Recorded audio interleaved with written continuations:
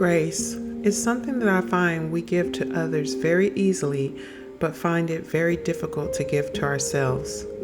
This is something that I've struggled with for as long as I can remember. Last week, I had a little meltdown. I had 2 days in a row where nothing I did worked. Nothing was going my way, and it felt like I was up against an invisible force. For whatever reason, I couldn't get things done. So I reached out to my sister to vent, and she said something that made me instantly stop and think. She said, "You just had a baby 2 months ago and you're tired. No one is expecting you to be 100% right now but you. You need to give yourself some grace." That statement alone made me stop and think and wonder, why are we so hard on ourselves? Why is it so hard for us to give ourselves grace when we know that there are other reasons that are out of our control that's causing us not to be able to give 100% at the time? So today I want to talk about 3 ways you can give yourself grace. The first way is to check your expectations. The pressure that we put on ourselves to be perfect at all things and at all times is one of the main reasons we find it hard to give ourselves grace. There's so many reasons we could have unrealistic expectations of ourselves. One of the reasons could be that it was instilled in us in childhood. Not intentionally, but as parents, we want our kids to be the best at everything they do. We want them to be the best at school. We want them to be the best at sports. We want them to be the best child at home, the best friend, the best sibling. There's so many things that we want our kids to excel in. And when they don't, a lot of times redirection could come up as false expectations to a child. If you do not teach your child that it is okay to make mistakes, that it is okay to not be perfect at everything, and to learn to give themselves grace, then it's something that they can struggle with later in life. Number 2, give yourself permission to make mistakes.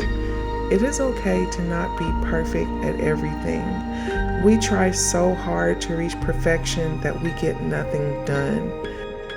I struggled with this even making this video. There's so many things in the video I felt weren't perfect or that needed to be changed or could be better, that it made me stagnant, and it took me a lot longer to complete this video than it would have before if I wasn't trying to be so perfect. So this is something that I have to improve on a daily basis.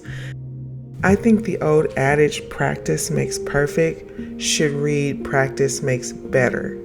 We should strive to be better every day and not perfect.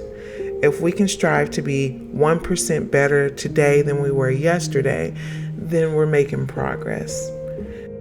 We are running an individual race, which means the only person we're competing with is ourselves.